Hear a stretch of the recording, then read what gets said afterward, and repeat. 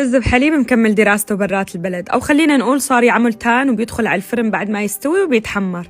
شفت هالأكلة عند رفيقتي وعجبتني كتير فكرة إنه نحمر رز بحليب. طبعا هي الطريقة التركية الأصلية إنه بيحمروا الرز بحليب بعد ما يستوي، وبعد ما تطبقوها رح تعجبكم كتير وتصير صنف رئيسي بعزايمكم وحفلاتكم. التزموا بالمقادير لتطلع معكم السماكة ممتازة. نص كاسة رز قصير، يفضل تستخدموا رز قصير مصري، وكاستين مي، وبتتركوهم على نار متوسطة حتى تنشف المي تماما. شوفوا حتى يستوي الرز هيك. طبعا ما في مانع تتأكدوا من استواء الرز. وبعدين بنضيف لتر حليب كامل الدسم. أنا بستخدم الأناني الزجاج المكتوب عليها 3.8، وبنضيف إما علبة قشطة أو علبة كريمة خفق المتوفر عندكم، بتعطي سماكة وطعم كتير طيبة.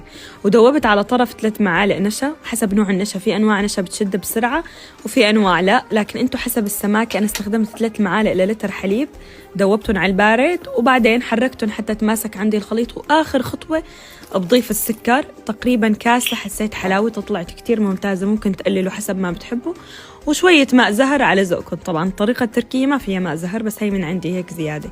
سكبتهم بصحون وبيدخلوا على الفرن. ممكن كمان تستخدموا بايركس. ومين بيعرف المحافظة السورية اللي بفضلوا الرز بحليب تكون طعمة الشواط واضحة فيه، يعني شوطوا اللبن أو الحليب لحتى يحترق، ودخلوهم على فرن فقط مشغلين التحمير.